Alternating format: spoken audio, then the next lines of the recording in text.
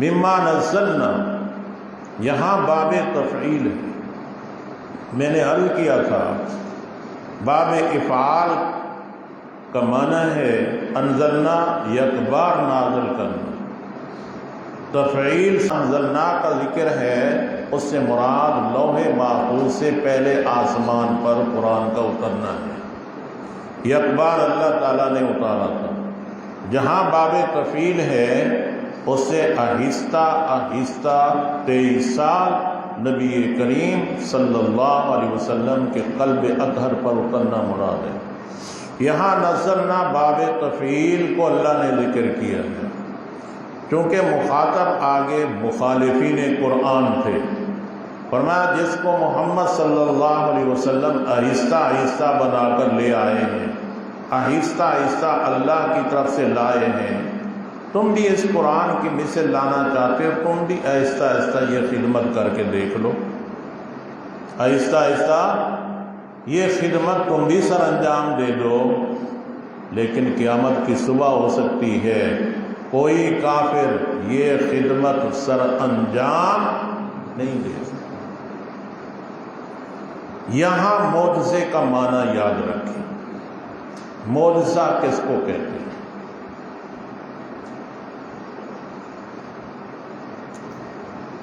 معجزہ یہ اللہ تعالیٰ کی قدرت سے صادر ہوتا ہے۔ قدرت اللہ کی ہوتی ہے اور فعل اللہ کے نبی کا ہوتا ہے۔ پیچھے کام کرنے والی اللہ کی قدرت ہوتی ہے، آگے فعل نبی کا ہوتا ہے۔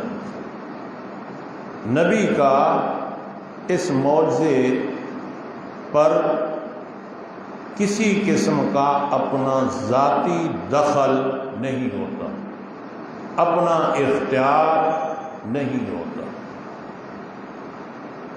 اور یہ کام جو ہوتا ہے اس کو خرق عادت کہتے ہیں۔ خرق عادت، خلاف عادت یہ کام سرزد ہوتا ہے۔ یہاں 3 باتیں یاد رکھیں۔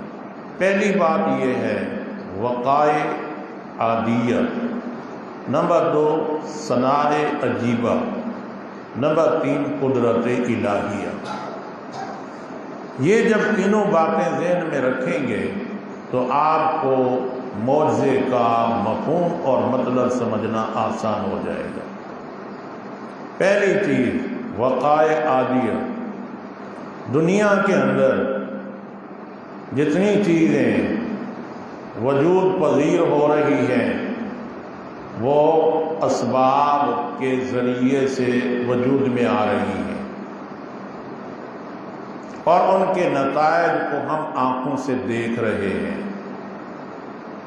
مادے سے ان کا وجود بن رہا ہے اور اسباب کو ان مادے کے بنانے میں استعمال کیا جا رہا ہے۔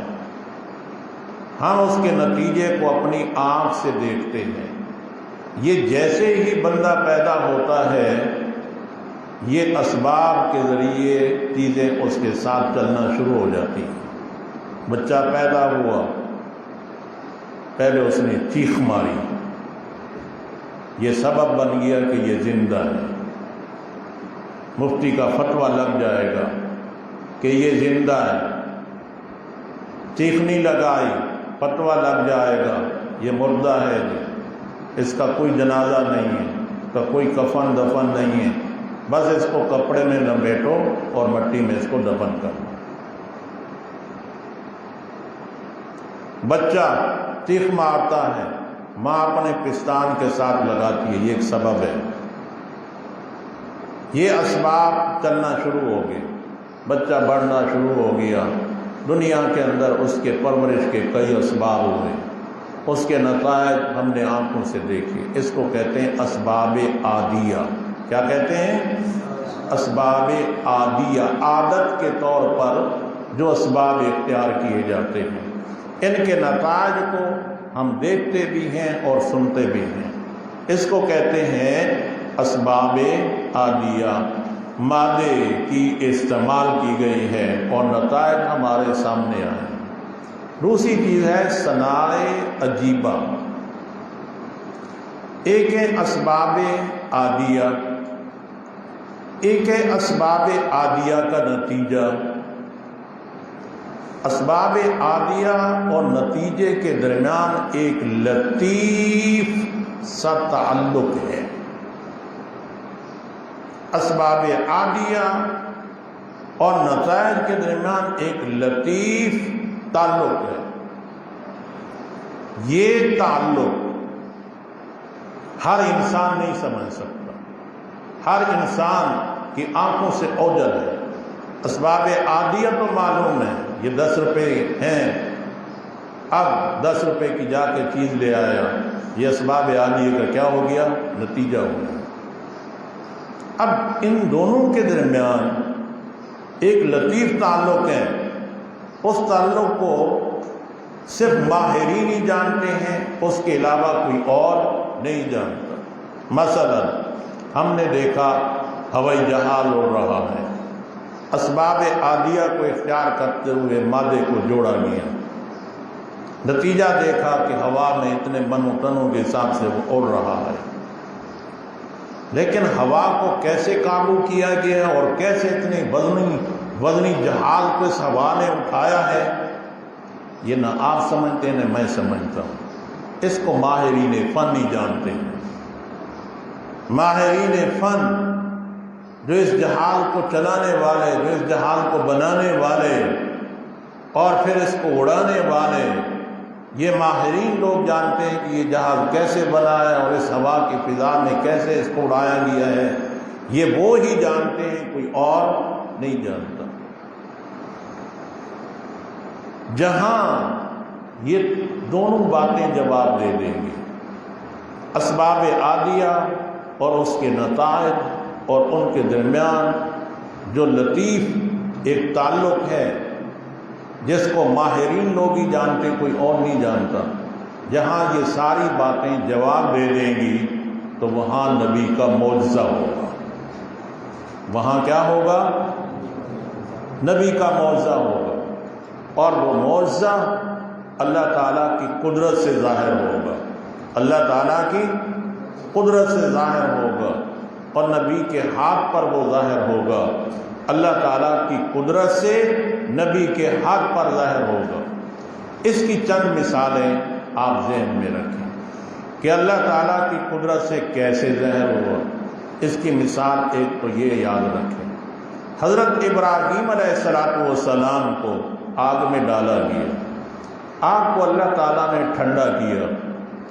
یہاں اسباب عادیہ کا کوئی تعلق نہیں، یہاں نتیجے کا کوئی تعلق نہیں ہے، یہاں درمیان میں جو لطیف تعلق ہے اس کا کوئی تعلق نہیں ہے اس کے ساتھ۔ یہاں محض اللہ کی قدرت ہے کہ اللہ نے اپنی قدرت سے آگ کو ابراہیم علیہ السلام کے قدموں کے نیچے ٹھنڈا کیا۔ اس کو کیا کہیں گے؟ معجزہ کہیں گے۔ کیا کہیں گے؟ معجزہ کہیں گے۔ یہ خرق عادت عمل قدرت الہیہ سے ہوا۔ دوسری مثال اس کی یہ یاد رکھیں، اللہ تعالیٰ نے حضرت آدم علیہ السلام کی پسلی سے حضرت حوا کو پیدا کیا۔ یہاں کوئی اسباب نہیں ہے، یہاں کوئی اسباب کے نتائج نہیں ہیں، نہ درمیان والا لطیف کوئی تعلق ہے۔ بغیر کسی تعلق کے، بغیر کسی اسباب کے، بغیر کسی نتائج کے اللہ تعالیٰ نے حضرت آدم سے حضرت حوا کو پیدا کیا۔ یہ اپنی قدرت سے کیا۔ کس سے کیا؟ قدرت سے پیدا کیا، اور یہ اللہ تعالیٰ کی طرف سے معجزہ ظاہر ہوا آدم علیہ السلام کی پسلی سے۔ اسی طرح آپ دیکھتے ہیں موسیٰ علیہ السلام جا رہے ہیں اپنی قوم کے ساتھ، اور سمندر آتا ہے، پانی کا کام بہنا ہے، جاری رہنا ہے، لیکن وہ پانی کی 2 دیواریں کھڑی ہو جاتی ہیں، درمیان سے وہ راستہ خشک بن جاتا ہے۔ موسیٰ علیہ السلام اور اس کی قوم وہاں سے گزر جاتی ہے۔ یہ اللہ تعالیٰ کی قدرت سے ہوا، یہ خارق عادت ہوا، یہ اللہ تعالیٰ نے ظاہر کیا معجزہ اپنے نبی کے ہاتھ پر، اس میں کسی انسان کے اسباب مادیہ کا تعلق نہیں ہے، نہ کسی نتائج کے تعلق ہے، اس کے ساتھ کوئی تعلق ہے۔ یا اسی طرح دیکھیں، پانی دیکھتے ہیں ہم، نہروں میں بہتا ہے، نلکوں سے پانی نکلتا ہے، موٹریں ذریعہ ہوتی ہیں، یہ اسباب مادیہ ہیں، نتیجہ دیکھتے ہیں پانی نکل رہا ہوتا ہے، لیکن ایک پانی وہ نکلا جو نبی کریم صلی اللہ علیہ وسلم نے اپنے ہاتھ مبارک کو پیالے میں رکھا تو اس پیالے میں انگلیاں رکھنے سے انگلیوں سے پانی کا فوارہ جاری ہو گیا۔ یہ محض قدرت الہیہ سے ہوا، یہاں کسی سبب کا تعلق نہیں ہے، کوئی دخل یہاں نہیں ہے۔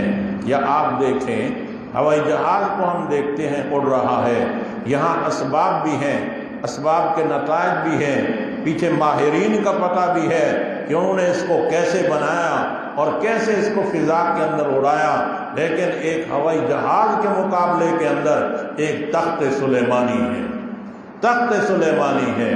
ہوائی جہاز کوئی انسان ترتیب دے دے جاننے والا تو وہ اپنا ہوائی جہاز فضا میں اڑا سکتا ہے، لیکن اپنے تخت کو کوئی نہیں اڑا سکتا۔ وہ تخت اللہ کی مشیت اور اللہ کی قدرت سے اڑتا تھا۔ یہی فرق ہے معجزے کے اندر اور انسانی کاریگری کے اندر، یہی فرق ہے۔ کوئی انسان تخت کو اڑا سکتا نہیں۔ تو جو کام خرق عادت ہو اس کو معجزہ کہا جاتا ہے۔ یہاں یہ بات ذہن میں رکھیں، معجزہ نبی کے اختیار میں نہیں ہوتا، لیکن اللہ تعالیٰ جو معجزہ نبی کی نبوت کے اظہار کے لیے نبی کو عطا کرتے ہیں، جب نبی چاہتا ہے اس کا اظہار کر دیتا ہے۔ جب نبی نبوت کے اظہار کے لیے جو معجزہ اللہ دیتے ہیں، نبی چاہتا ہے اس کا اظہار کر دیتا ہے۔ ہوتا اللہ کا فعل ہے، اللہ کی قدرت پیچھے کام کر رہی ہوتی ہے، لیکن شان نبوت کو ظاہر کرنے کے لیے اللہ تعالیٰ اس کے ظاہر کرنے کی اجازت نبی کو دیتے ہیں۔ اس کی مثال یوں سمجھیے، 14ویں رات کا چاند تھا، سارے مشرکین مکہ جمع ہوئے اور جبل ابی قبیس بیت اللہ کے ساتھ ہے، صفا پہاڑی کے ساتھ ہے، پہاڑ کو جبل ابو قبیس کہتے ہیں، آج بھی موجود ہے۔ یہاں محل تعمیر ہے، اس وقت شاہ فہد نے محل بنوایا تھا۔ مشرکین مکہ جمع ہوئے، 14ویں کا رات تھی، چاند بڑا چمک رہا تھا۔ مشرکین نے کہا، اے محمد، اگر یہ چاند 2 ٹکڑے ہو جائے تو ہم آپ کو نبی تسلیم کر لیں گے۔ اب یاد رکھیں، یہ معجزہ خرق عادت ہے، اللہ کی قدرت سے ہوتا ہے، لیکن نبوت کی شان کے اظہار کے لیے اللہ نے نبی کے ہاتھ پر اس کو ظاہر کر دیا۔ نبی نے چاہا، نبی نے چاہا، نبی نے چاہا، تو نبی نے کہا، انگلی کا اشارہ کیا، وہ چاند 2 ٹکڑے ہو گیا۔ کیا ہو گیا؟ معجزہ خرق عادت ہوتا ہے۔ اللہ تعالیٰ جب نبی کی نبوت کے اظہار کے لیے نبی سے کوئی مطالبہ کرتا ہے تو اللہ تعالیٰ اس معجزے کی اظہار کی اجازت نبی کو دے دیتے ہیں۔ ایسا نہیں ہے کہ اس وقت نبی پریشان ہو کے کھڑا رہے کہ میرا رب چاہے گا تو ایسے ہوگا، وگرنہ ایسے نہیں ہوگا، بلکہ رب نے اپنے نبی کو ظاہر کرنے کی اجازت دے رکھی ہوتی ہے۔ کوئی بات سمجھے نہیں سمجھے؟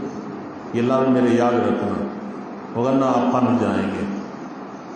نبی جب اپنی نبوت کا اظہار کرنا چاہتا ہے اور لوگ مطالبہ کرتے ہیں معجزے کا، تو اللہ تعالیٰ نبی کو ظاہر کرنے کی اجازت دے دیتا ہے، اجازت دے دیتا ہے۔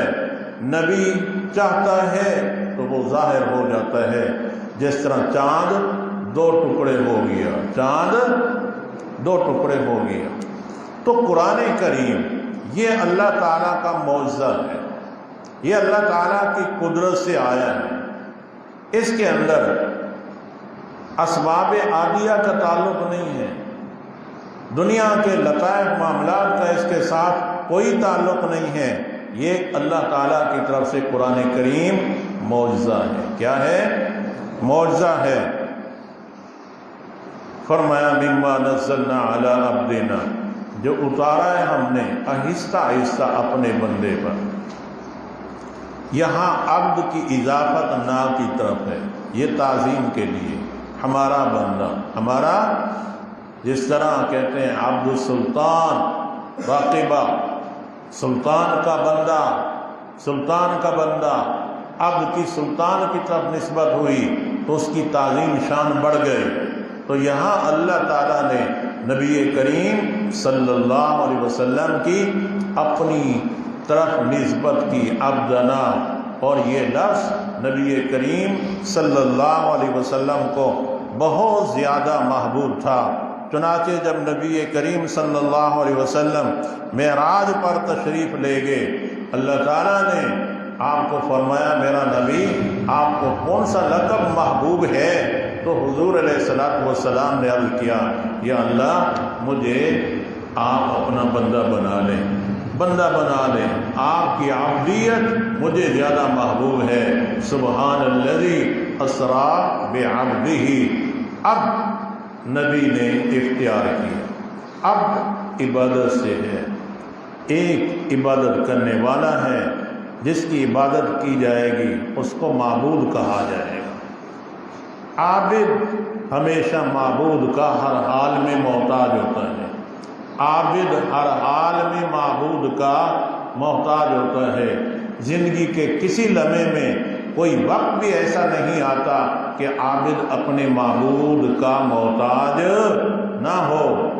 لہذا اس سے ثابت ہوا کسی کا یہ کہنا کہ عمر کا ایک وقت ایسا آ جاتا ہے کہ ساری عبادتیں گر جاتی ہیں، کسی نے غیر سے آواز دی تو نے بہت عبادتیں کی، تو مجھے بڑا پسند آیا، اب تو تھک گیا ہے، لہذا اب عبادت سے آرام فرما، تو وہ کبھی بھی اللہ کا بندہ نہیں ہے، یہ شیطان کا بندہ تھا، شیطان نے اس کو آواز لگائی ہے، اللہ کی طرف سے آواز نہیں ہے۔ عابد عبادت سے، نبی علیہ السلام ہمیشہ اللہ کے عابد بن کر رہے۔ عابد وہی ہوتا ہے جو اپنے آپ کو ہر حال میں محتاج سمجھتا ہے اپنے رب کا۔ جناب رسول اللہ صلی اللہ علیہ وسلم جب اللہ تعالیٰ کی عبادت کرتے تھے، حتیٰ کہ آپ کے قدم مبارک پر ورم چڑھ جاتے تھے، تو ورم چڑھ جاتے تھے، صحابہ نے کہا اللہ کے نبی آپ اتنی کیوں عبادت کرتے ہیں؟ فرمایا قلیل من عبادی الشکور، قلیل من عبادی الشکور، اللہ کے جو تھوڑے بندے شکر گزار ہیں اللہ مجھے ان میں شامل فرما دے۔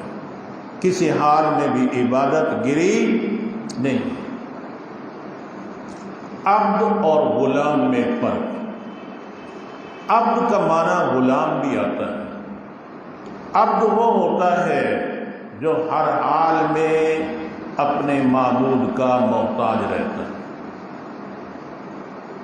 عبد بمانے جب غلام ہو تو پھر یہ معنی نہیں ہوگا کہ اپنے آقا کا ہر حال میں محتاج رہے گا، بلکہ کسی نہ کسی وقت آقا کے ملک سے بھی باہر نکلے گا، ملک سے بھی۔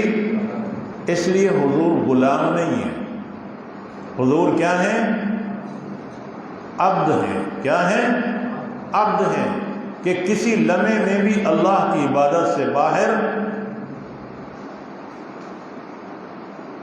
اب یہاں بات سمجھو، مولوی احمد رضا خان ہمیشہ اپنا نام عبد المصطفیٰ لکھتا تھا۔ کیا لکھتا تھا؟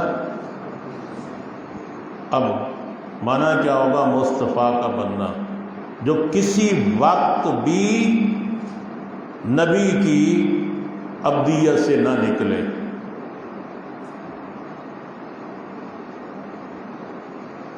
کتنے کام ہوئے ہوں گے جو خلاف ورزی والے کیے ہوں گے اس نے، یہ لفظ جچتا ہی نہیں ہے اس کے ساتھ، جچتا ہی حضرت صاحب تشریف لے کے جا رہے تھے، صرف لمبا کرتا پہنا ہوا تھا عربیوں والا، نہیں ایک کرتا ہی پہنا ہوا تھا۔ کس نے؟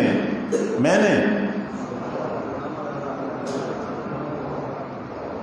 امام احمد رضا خان صاحب نے ایک کرتا ہی پہنا ہوا تھا، عورتوں کو دیکھا تو حضرت امام صاحب بڑے شرمیلے آدمی تھے، کرتے کو اٹھا کے اپنا منہ چھپا لیا، اپنی آنکھیں چھپا لی اور سامنے سے کہا لبیک لبیک و سعدیک۔ یہ ہے عبد المصطفیٰ، یہ ہے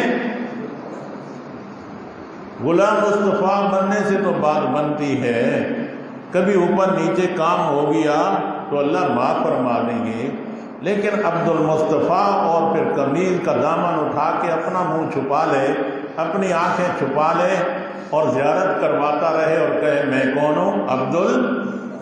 واہ، کبھی کہیں گے ہم عبد الرسول ہیں۔ کیا ہیں؟ عبد الرسول ہیں، ہم رسول کے بندے ہیں۔ تو یاد رکھو، ایک غلام ہوتا ہے، ایک عبد ہوتا ہے۔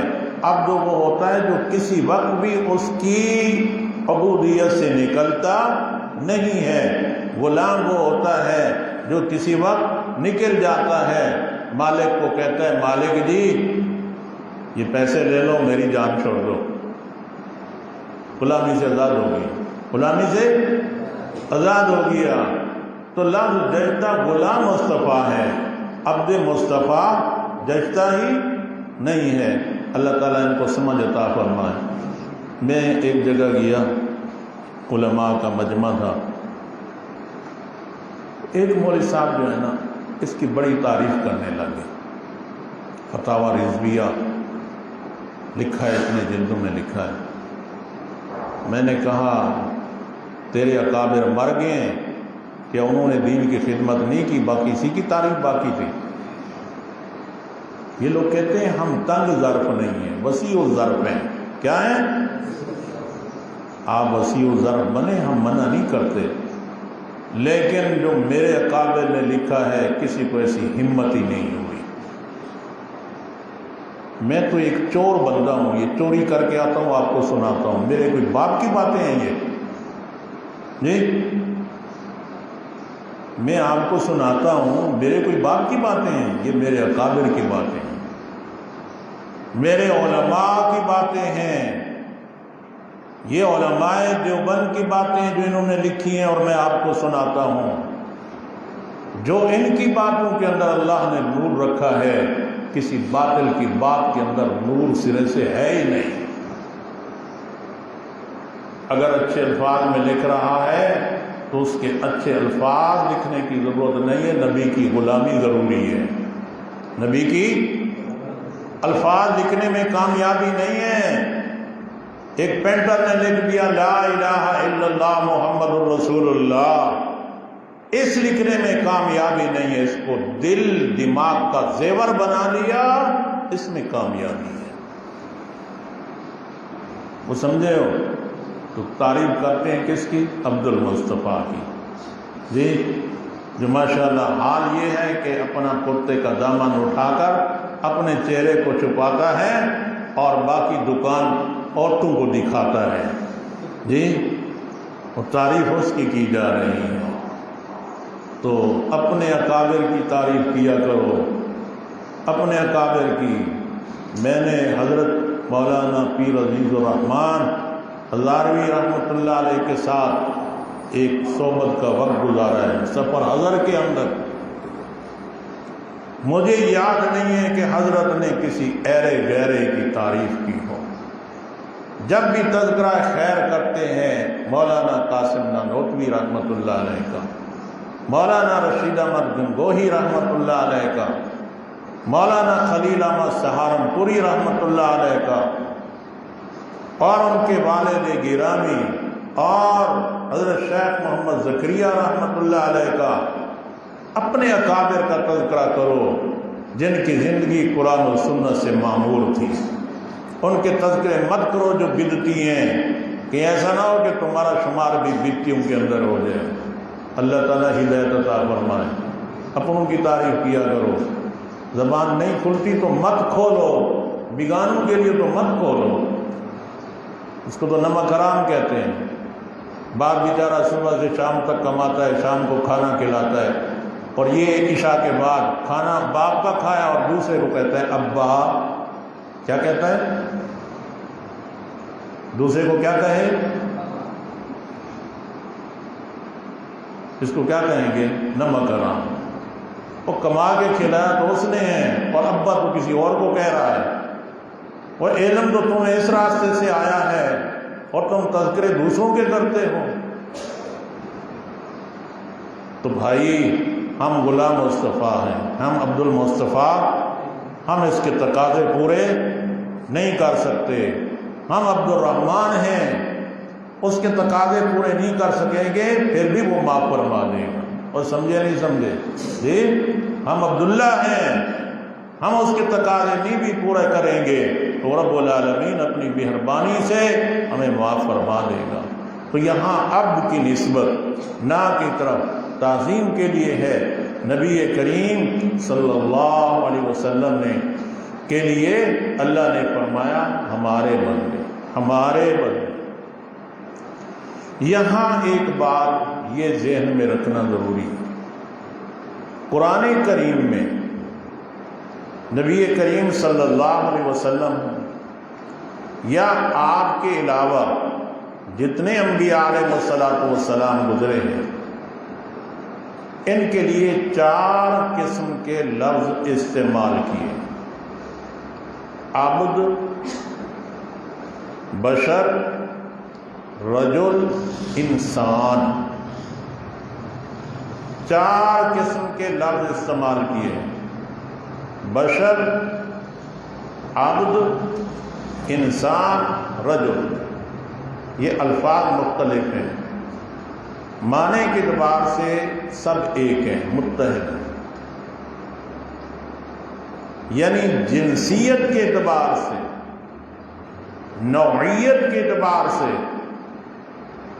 نبی بشر ہوتے ہیں، نبی انسان ہوتے ہیں، نبی عبد ہوتے ہیں، نبی رجل ہوتے ہیں۔ یہ الفاظ مختلف ہیں لیکن ظاہری باطنی طور پر معنی سب کا ایک ہے۔ جنس کے اعتبار سے جو بشر ہوتا ہے وہی انسان ہوتا ہے، وہی عبد ہوتا ہے، وہی رجل ہوتا ہے۔ جنس کے اعتبار سے تمہاری جنس بشر ہے، تمہاری نوع بشر ہے، اسی اعتبار سے تم عبد بھی ہو، رجل بھی ہو، انسان بھی ہو۔ یہ 4 لفظ قرآن کریم نے استعمال کیے۔ یہاں اللہ تعالیٰ نے نبی کریم صلی اللہ علیہ وسلم کو اللہ نے کہا ہے عبد۔ بات تھوڑا تفصیلی ہے، اس پر 22 دلائل ہیں۔ کتنے دلائل ہیں؟ تو 22 دلائل پہ چلتے چلتے بھی تھوڑا وقت لگے گا، تو وقفہ کر لیتے ہیں، وقفے کے بعد انشاءاللہ پھر آپ کی خدمت میں یہ 22 دلائل پیش کرتا ہوں۔ تو یہ بات ذہن میں رکھنا، رجل، بشر، عبد، انسان لفظ مختلف ہیں، معنی سب کا ایک ہی ہے۔ صدق اللہ العظیم۔